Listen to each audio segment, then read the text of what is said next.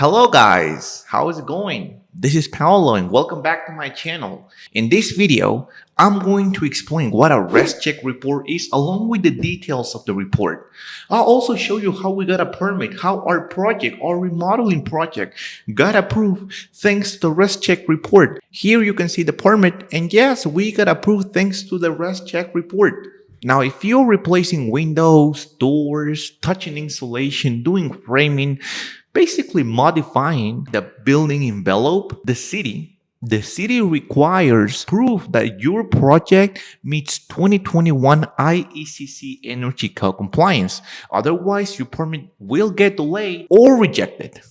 Now, in this instance, we were working on a residential remodel where we replaced multiple exterior windows, replaced doors, changed the framing a little bit to make the windows fit, and also added insulation within wall cavities. As you can see right here, we have the old windows and we replace them with those new windows. As you can see right here, we need to make bigger certain areas so we can make the windows fit.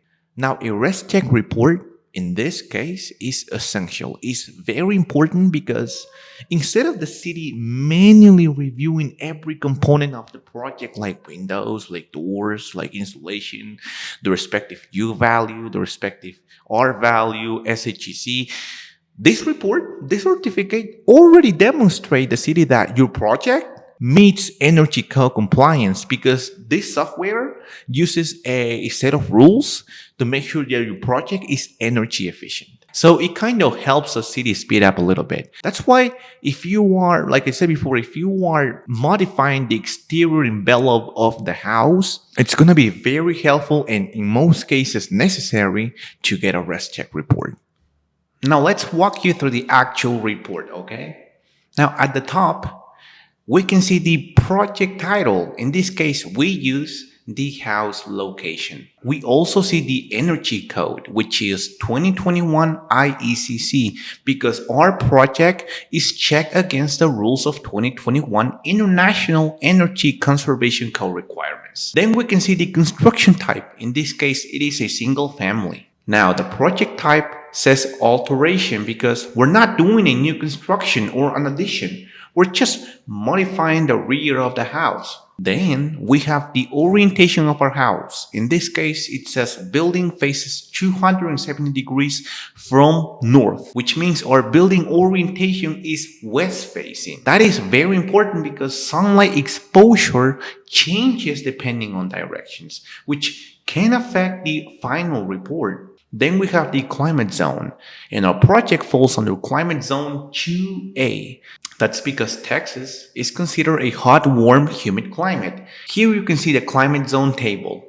Now, this is important because each climate zone has different energy efficiency requirements. Energy efficiency requirements for a project that is going to be done in Texas are totally different than a project that is going to be done in Alaska, for example.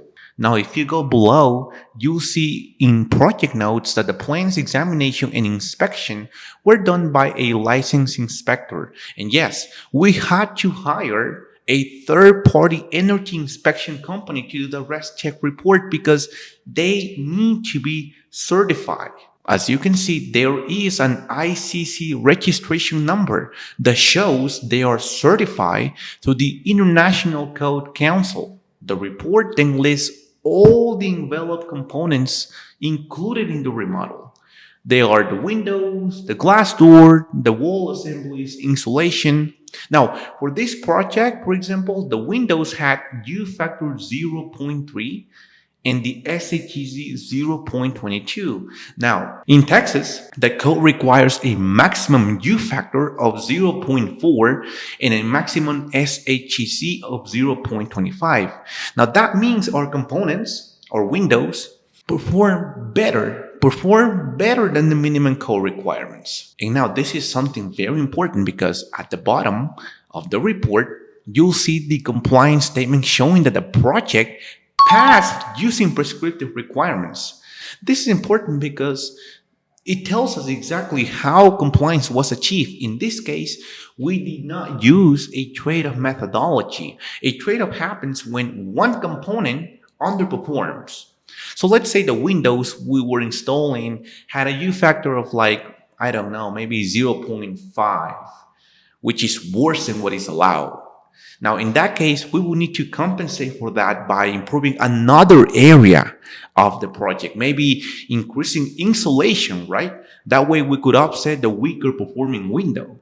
But in our case, that was not necessary. That was not necessary here because our components, our individual components passed compliance because they met the requirements. I mean, the windows and glass door met the required U factor, met the required SHGC, the wall insulation met the required thermal standard. So basically they all individually met energy performance requirements. Because everything complied individually, the project passed cleanly under the prescriptive path without needing to do modifications. Now, this is something many contractors misunderstand. You don't always need a REScheck report. In this case, it was required because we altered the building thermal envelope. That included replacing multiple windows, replacing exterior doors, replacing insulation in wall cavities. So once that is modified in a house, the city needs to know, hey, whatever you're doing, whatever you are installing, whatever scope of work you are applying,